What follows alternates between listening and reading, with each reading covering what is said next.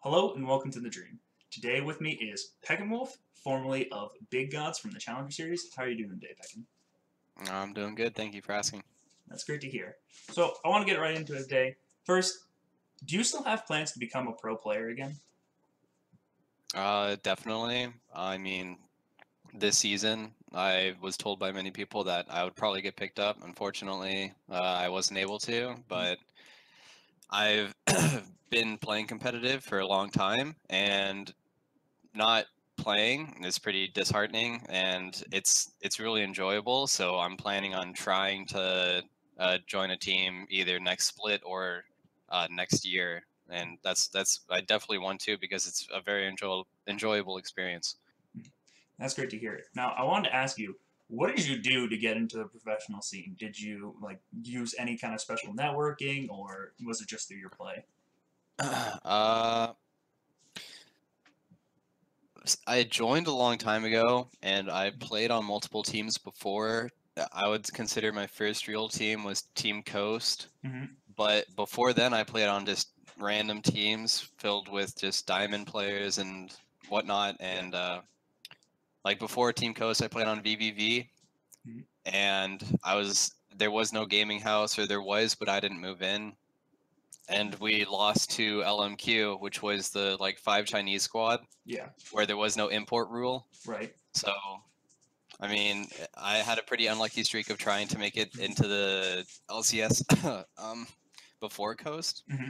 And then getting contacted by Coast was literally just through friends list. It's a lot different nowadays for how to get into the scene, but since I was able to get into the scene from an early time, Yeah. it helped me consistently basically find a new team each season because of that. Yeah. So, I mean, I didn't really do anything special. I just played the game and I was contacted by Team Coast literally from friends list, and they're like, "Yeah, we're interested because we just see that you have a high account." And then I even asked them about who else might be trying out, and the only other person that was trying out was actually my Smurf account. So it's basically me all the way. All right. And any kind of do you have any kind of suggestions for a player of maybe mid lane or of any role that would be looking to try and make it into the professional scene, whether it be reach out to people or just play? To make it into the professional scene nowadays, I would say you have to at least be able to reach Challenger at least once. Like, if you are unable to reach Challenger, it's going to be really hard because there's a lot of people who want to go pro, Hmm. and just being determined isn't enough. You have to be skilled and talented now, because if if you want to go pro in your master tier and you're, I don't know, it doesn't really matter what age you are, but if you're 18, there's also another 18-year-old who's also probably wanting to go pro, who's probably higher LP than you, so instantly he has an advantage. So you have to be really talented and be pretty high ranking. And then I personally think probably the best way to get to being pro now is just scouting grounds, Mhm. most likely the thing that Riot hosts. Right. But um, besides that, being high on the ladder and getting your name noticed, and then reaching out when you're high on the ladder to probably professional players to become friends with them and ask them questions and seem interested about being pro is the best way of doing it. Gotcha. All right. And you mentioned that you had played on amateur teams before, originally, before making it to the Challenger Series. What was that like? How was it, a major difference compared to the two? Um, when I played on like amateur teams, Mhm. it was really disorganized. I mean, because to find a team back then, there was no organization who you played under. You literally were just five players who played the game and wanted to play inside the Challenger Series. Mhm. Um, it's super different than now, and it's super different than it will probably never be the same again. I Mhm. mean, it was literally I would go on like the league forums or something and just post like, "Hey, I'm Diamond and I play any role. Just contact me." I mean, the whole entire reason I play mid is because my first team that contacted me wanted me to play mid. Before then, I played every single role. Mhm. So the differences, like for organizations nowadays, and even back then on Team Coast, like I got to live in a team house.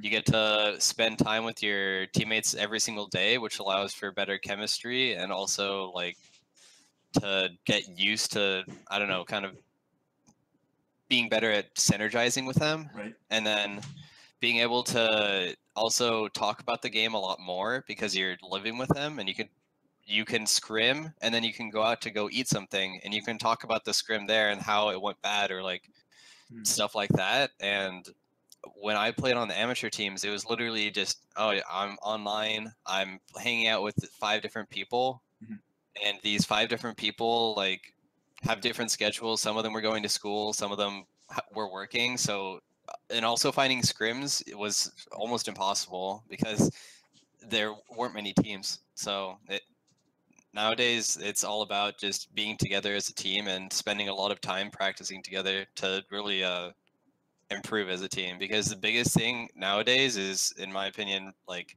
team synergy is more important than individual skill. For a whole bunch of like mediocre players can beat individually skilled players as long as they are better together. Gotcha. And one thing you mentioned was how it was so unorganized back in the older days, and you just kind of went on the forums. And one other thing that's changed in that time was the presence of coaching staff in pro teams. Do you think that has helped in your improvement, or do you think it's just kind of been another bump up with Challenger that you get coaches along with you? Yeah, I mean, back then, I don't even remember how we would just play scrims, and then I don't even remember what we would even talk about afterwards at all. I don't remember if it was even talking about like how scrims went or anything, or if we just played. But then on Team Coast, like St. Vicious was coaching me at the time. It was nice to have someone who basically tells you what is wrong and what is right.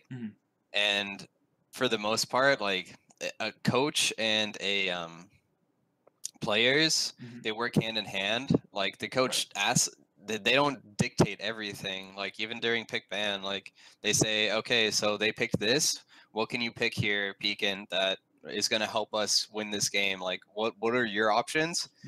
And then I'll make maybe the final decision, or maybe I'll say, you make the final decision for what you're going to pick. So also for like after scrims and talking about what things we need to talk about macro play and stuff like that is a huge difference. I've noticed a lot of coaches don't do individual coaching, from my experience, because they don't understand the lane. Like if they try to coach you about the lane, it seems that they don't understand it as much as a player, because players are, I mean, they're players because they're smart at their role, and the chances of a coach being smarter than the role are different. But basically you want to put in different ideas about like how you could have played it differently. Like they can notice things that maybe the player can't, and I think that's a super good thing that coaches can do, but a lot of them don't. It depends on, I guess, the style of the coaching of the person. Some coaches probably can excel at, saying, hey, I noticed that your mechanics here could be better and you messed up this way, and players would agree with that. But a lot of coaches just talk about macro play. So I wish there was more individual. Maybe there is now in organizations, but hopefully I get to experience that eventually. All right. Now, are there any last things that you'd like to say before we close off the interview? I mean, thanks for watching the interview. I hope some people that watched the interview learned some more about how the competitive stuff works within League of Legends. A lot of people don't really talk about this stuff, so it must be interesting to hear about the aspect, and hopefully that I can talk about it more later. All right. Well, thanks for coming on again, Pekin. And that should be it. We hope to see you guys all next time on The Dream.